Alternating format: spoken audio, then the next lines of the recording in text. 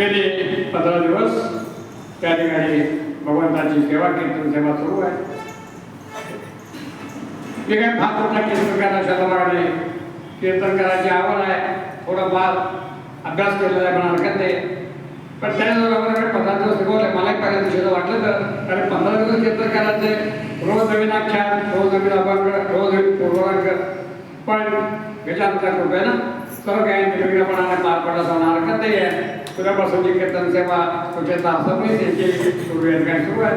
हे सत्र कार्तिकी एकादशी एखाद्या आपल्या सर्वांना माहिती आहे, त्यामुळं पुढची कीर्तनं आपल्याला पूर्ण पाहायला मिळतील. आजच्या कीर्तनानं माझ्या कीर्तनाची सेवा दिलेली होती, त्याचा आता गोड आपण प्रसाद म्हणू किंवा शेवटचा गोड अध्याय म्हणून आजची कीर्तन सभा त्या करतात.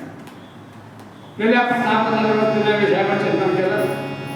परमात्मा, त्याचं स्वरूप, संत महात्मे, भगवंताचं कार्य, संतांची शिकवण, निन्या गोष्टी आपण सगळ्या आपल्याला जमल्याच्या चिंतनातून मांडल्या. काल आपण बघितलेला होता गुरुचरणी ठेविता भाव, गुरुचरणी ठेविता भाव, आपोआप भेटे देव, म्हणून गुरुचे भजावे रूप ध्यानासी नाम. सगुरूंच्या वचनावर, सगुरूंच्या सांगण्यावर नितांत श्रद्धा असेल, पूर्ण विश्वास असेल, ठाम श्रद्धा असेल तर तुकाराम महाराज सांगतात त्याप्रमाणे आपोआप भेटे देव. व्यवस्था आहे, हा सृष्टीतला नियम आहे. जर तुम्ही गुरूंच्यावर वचनावर विश्वास ठेवून काम करत असाल, गुरूंच्यावर तुमची नीट गाढ श्रद्धा असेल तर तुमचं कुठलंही कार्य आता आपलं घेतलेलं कधीच जातं, यशस्वी होतं. किंवा आपण म्हणतो ना, काय गुरु माझ्या मागायचं काय काळजी आहे, काय भ्यायचं कारण नाही. व्यवहारामध्ये आपण पाहतो पुष्कळ. तद्वत परमार्थामध्ये देखील गुरूंची जर आपल्याला खरोखर आपण गुरूंच्या श्रद्धा ठेवली, गुरूंच्या वचनावर विश्वास ठेवला तर त्याचं फळ काय मिळतं हे आजच्या अभंगाच्या आपल्या कारखान्याच्या उत्तरार्धामध्ये आपण पाहणार आहोत. अभंगाच्या सुरुवातीला तुकाराम महाराज सांगतात त्याप्रमाणे समजा गुरूंच्या वर श्रद्धा ठेवून हा परमात्मा भेटला, तेव्हा भेटला सगळे बरोबर केला.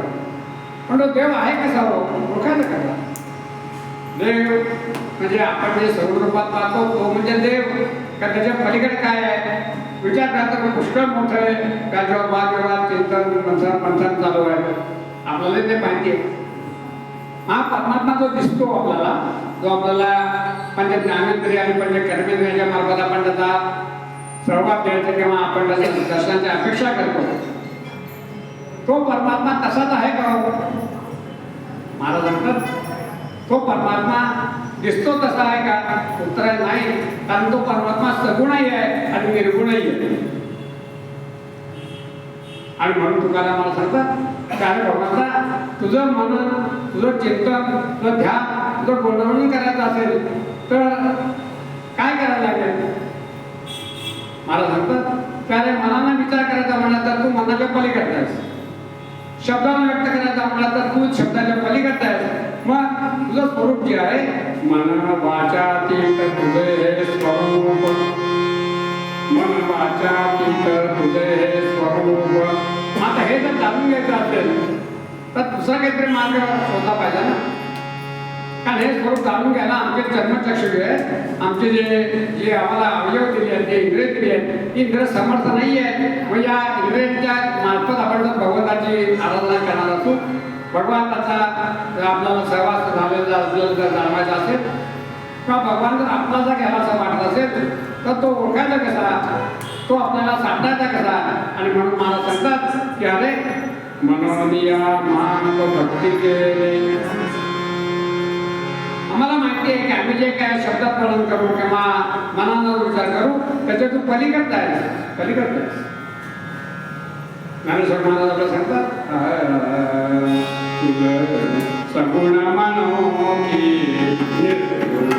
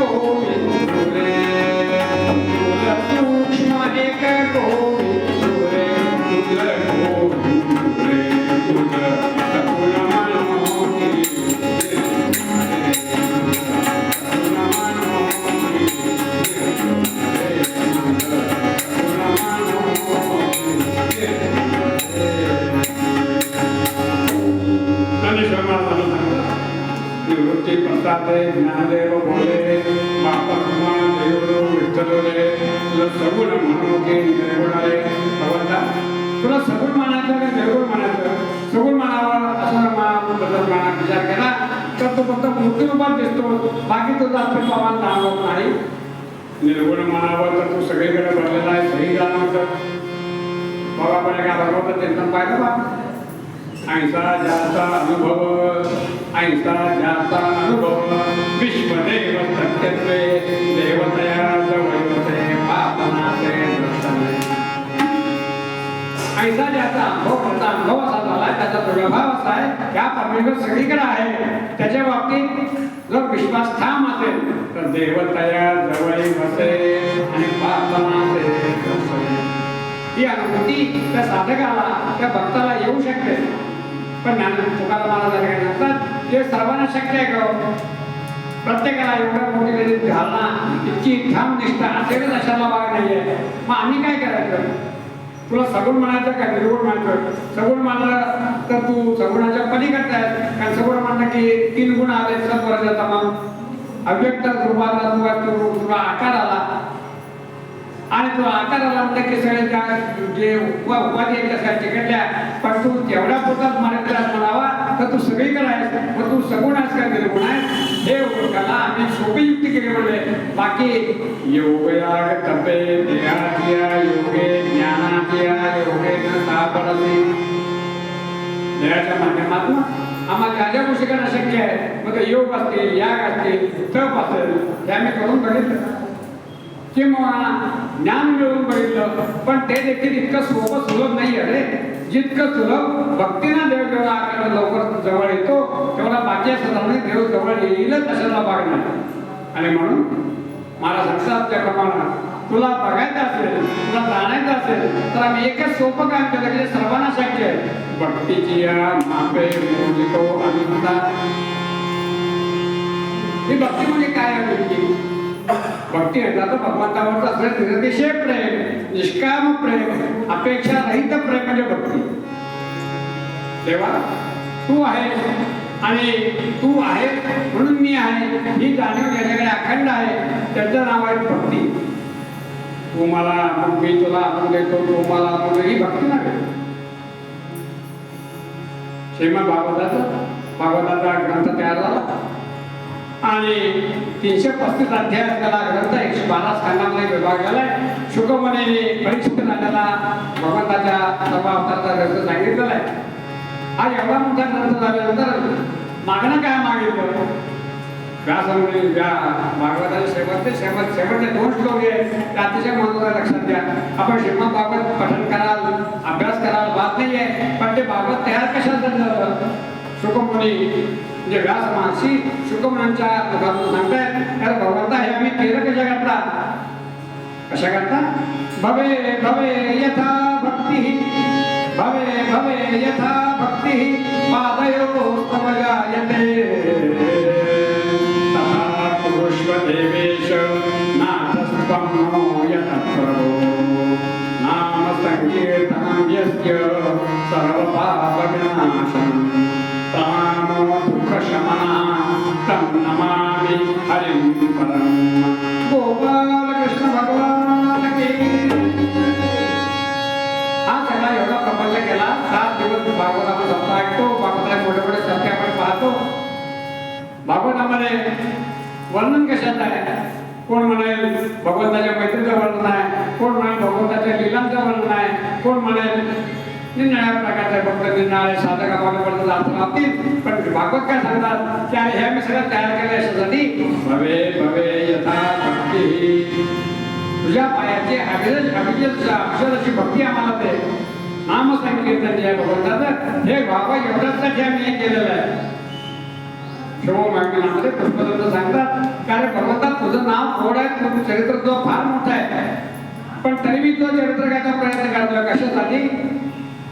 ममद्वेतां वाणीं गुणकथनं पुण्येन भवता पुनामि तीर्थेषु पुरमतं बुद्धिरेवसिता. हे भगवंता तुझं चरित्र वर्णन केल्यामुळे माझी बुद्धी आहे ती पुण्यवान आहे, पवित्र होईल. एवढ्याचसाठी मी तुझं चरित्र पुन्हा पुन्हा उच्चारतोय. पुष्पदत्तानं महिना स्तोत्रामध्ये सांगितलेलं आहे मागणं आहे की तुझी भक्ती मी का करतोय तर माझ्या वाणीला पावित्र्य मिळावं म्हणून तुझं गुणवर्णन आम्ही करतो. महाराज सांगतात त्याने एकदा भक्ती जर भगवंताची जवळ केली तर बाकी काही गोष्टी लागतच नाही. नव्हे भगवान सांगतात की भक्ती मला किती प्रिय आहे.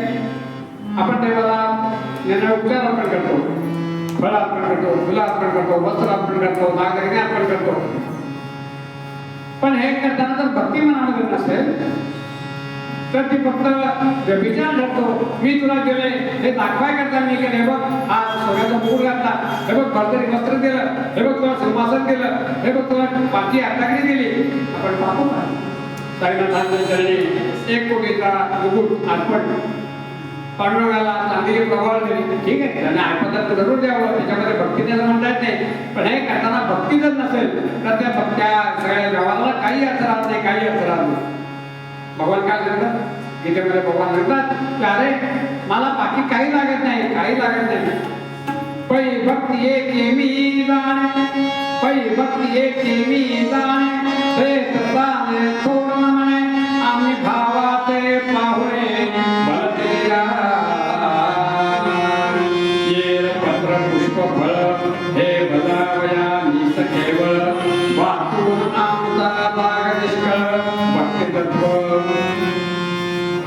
भक्ती जर मनामध्ये नसेल, भक्ती तत्वाचं जर आपली ओळख नसेल, तर हे जे विचार आपण करतात हा व्यवहार होईल, हा उद्योग होईल, पण ती भक्ती होणार नाही. आणि असा परमात्मा जर मिळवायचा असेल, समजून घ्यायचा असेल, तर बाकीच्या गोष्टीपेक्षा भक्तीने तो लवकर समजतो, लवकर कळतो, लगेच तो भक्तीने आपलासा करता येतो. ध्रुवाची कथा आपल्याला माहिती आहे, प्रल्हादाची कथा माहिती आहे. सर्व या लहान लहान म्हणजे सत्पुरुषांच्या संतांच्या कथा आपल्याला हेच सांगतात, अरे भगवंताला जर आपलंच करायचं असेल ना तर एकच करा की भगवंताची भक्ती जी आहे, भगवंताविषयी प्रेम जे आहे, हे प्रेम निष्काम प्रेम ठेवा, तो तुम्हाला भेटतो. हा परमात्मा मुळात असा आहे कसा, तुकारामाला वर्णन करतात, अरे पंढरीचा पांडुरंगाचा तुम्हाला दिसतो ना आजोबा, तो कोण आहे माहिती आहे? अरे तो ब्रह्मा आहे, प्रत्यक्ष परब्रह्म आहे. मग ते परब्रह्म इथं कसं काय थांबलं, कशात थांबलं? तुकारामाला वर्णन करतात, ब्रह्म मार्ग तुका